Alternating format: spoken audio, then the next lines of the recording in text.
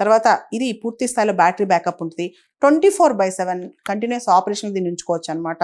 ఎలాంటి హార్ష్ ఎన్విరాన్మెంట్స్లో అయినా ఈ fully mobile AI powered anti drone petrol vehicle అనేది పనిచేస్తుంది అనమాట. ఇది 10 కిలోమీటర్ల వరకు కూడా ఎయిర్ బార్న్ థ్రెట్స్ని ఐడెంటిఫై చేయగలదు.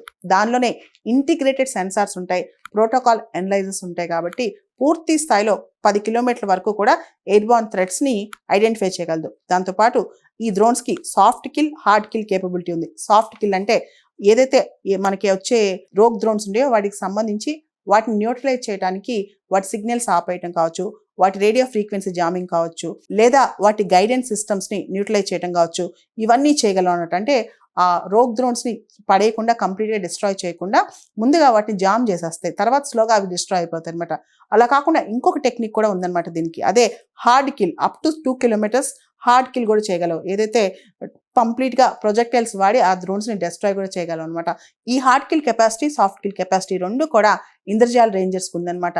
ఈ AI powered anti drone petrol vehicles ఏదైతే ఇంద్రజాల్ రేంజర్స్ ఉన్నాయో వీటిని గుజరాత్ రేంజ్లో ట్రయల్ కూడా నిర్వహించారనమాట.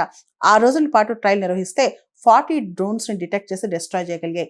వీటి శక్తి అంత ఉందన్నమాట. అంటే సీమ్లెస్ డిటెక్షన్ అండ్ న్యూట్రలైజేషన్లో కీలక పాత్ర పోషిస్తాయి యాంటీ డ్రోన్ పెట్రోల్ వెహికల్స్. దీనిలో ప్రత్యేకత ఏంటంటే భారతదేశం యొక్క మొట్టమొదటి ఫుల్లీ మొబైల్ పూర్తి స్థాయిలో కదులుతూ AI powered anti drone petrol vehicles అనమాట ఇవి.